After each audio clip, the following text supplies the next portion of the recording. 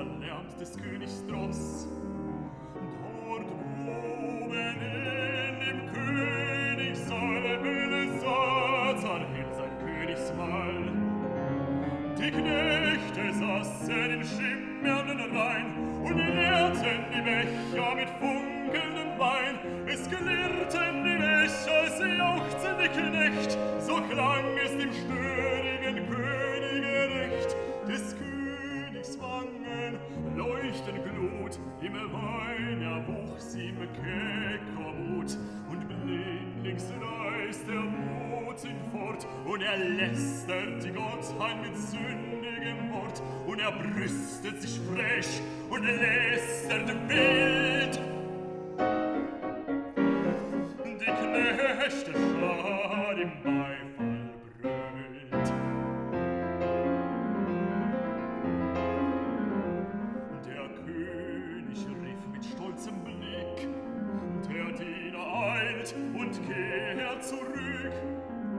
Er trug viel gülden Gerät auf dem Haupt, das war aus dem Tempel Jehovas geraubt. Und der König ergriff mit frevler Hand einen heiligen Becher, gefüllt bis am Rand, und leert ihn hastig bis auf den Grund und rufet laut mit schäumendem Mund: Jehova, dir künd ich auf ewig Hohn. Ich bin der König von Babylon. Dort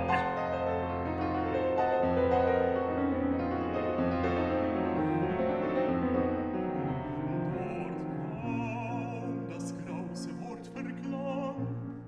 Der König ward's heimlich, heimlich im Busen bang.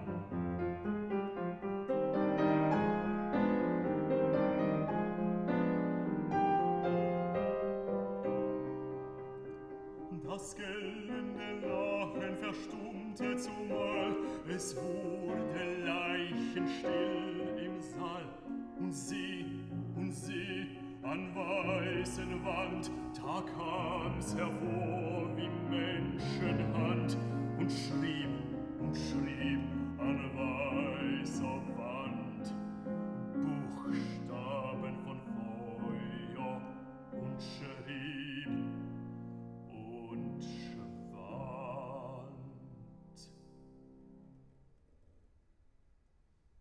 Der König Stirnblicks da saß, mit schlottenden Knien und Totenblass.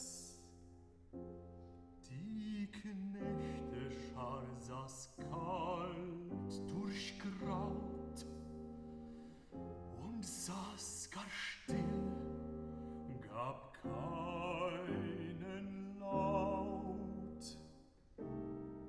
Die Magier kamen, dort keiner verstand zu deuten die Flammenschrift an der Wand. Belsazar ward aber in